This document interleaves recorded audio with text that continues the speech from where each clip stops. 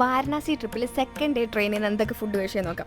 ബ്രേക്ക്ഫാസ്റ്റിന് ബ്രെഡും കട്ട്ലറ്റും കോംബോ മേടിച്ചു. 2 കട്ട്ലറ്റും 2 ബ്രെഡും ഒക്കെ കിട്ടിയത്. ലവ് ഷേപ്പിലെ കട്ട്ലറ്റൊക്കെ ആയിരുന്നു. പീനട്ട് കൊണ്ടിട്ടാട്ടോ ആ കട്ട്ലറ്റ് ഉണ്ടാക്കിയിരിക്കുന്നത്, നല്ലതായിരുന്നു. പിന്നെ ഫസ്റ്റ് ഡേ ഞാൻ അവിടുത്തെ ബ്രെഡ് ഓംലെറ്റ് ട്രൈ ചെയ്ത് നോക്കിയിട്ട് എനിക്ക് ഇഷ്ടമായി. അതുകൊണ്ട് ഞാൻ വീണ്ടും ഓർഡർ ചെയ്തായിരുന്നു.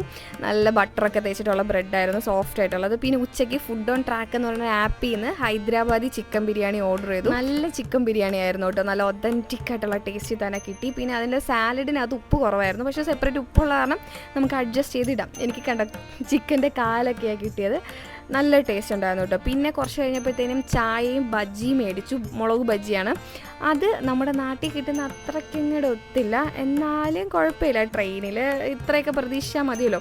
പിന്നെ ഒരു സ്റ്റേഷനിൽ എത്തിയപ്പോഴത്തേനും ഒരു അങ്കിള് വെള്ളരിക്കയിൽ കുറച്ച് മസാലയൊക്കെ ഇങ്ങനെ വെതറി ഇങ്ങനെ കൊണ്ടു നടന്നു, അത് മേടിച്ചു. പിന്നെ രാത്രിയായപ്പോൾ വീണ്ടും ഞങ്ങൾ ഫുഡ് ഓൺ ട്രാക്കിൽ നിന്ന് ഓർഡർ ചെയ്തത് മസാല ദോശയും അങ്ങനത്തെ കുറച്ച് കാര്യങ്ങളും കുഴപ്പമില്ലായിരുന്നുള്ളൂ. ഓക്കെ.